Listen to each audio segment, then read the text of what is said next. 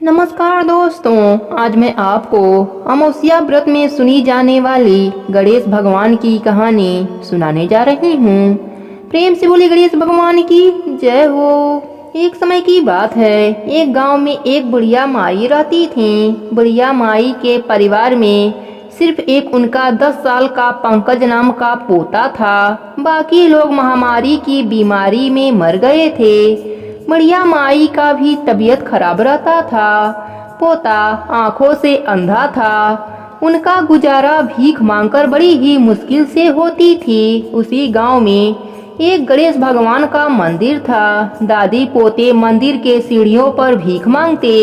लोगों की भगवान पर अपार श्रद्धा देखकर उनका भी मन गणेश भगवान का दर्शन करने को होता, पर मंदिर का पुजारी उन्हें मंदिर में प्रवेश नहीं करने देता।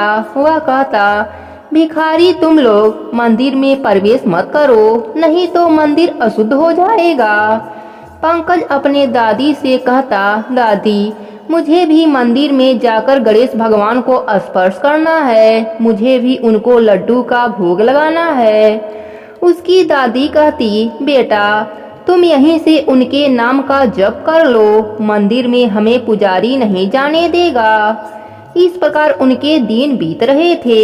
एक बार पंकज की दादी बहुत बीमार हो गईं, इसलिए पंकज अकेले ही किसी तरह गणेश भगवान के मंदिर तक जाकर भीख मांगता और गणेश भगवान का जप भी करता।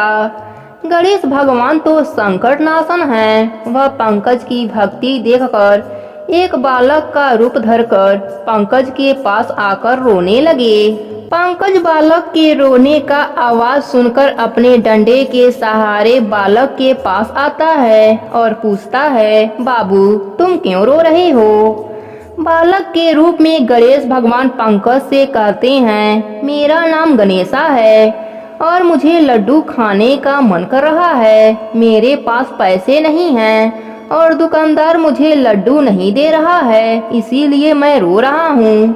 पंकज को उस पर बहुत तरस आया। वह अपने कटोरे में से 5 रुपया निकालकर 2 लड्डू खरीदा और उस बालक रूप भगवान को अपने हाथों से खिलाया।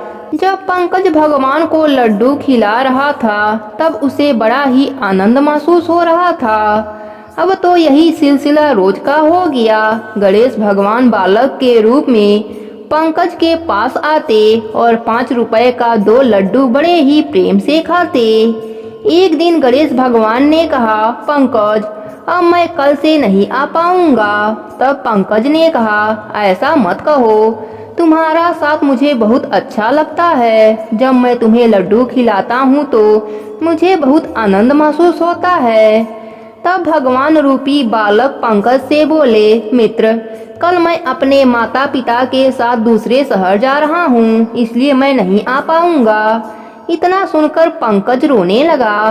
तब भगवान रूपी बालक बोले, देखो मित्र रो मत, तुम मेरे माता पिता से बोलकर मुझे जाने से रोक सकते हो। पंकज ने कहा, ठीक है, मैं तुम्हारे माता पिता से बात करूंगा, मुझे उनके पास ले चलो। गणेश भगवान प्रसन्न मुद्रा में उस पंकज का हाथ पकड़कर चलने लगे। चलते चलते गणेश भगवान पंकज का हाथ छोड़ दिया। पंकज आवाज लगाने लगा, गणेशा गणेशा।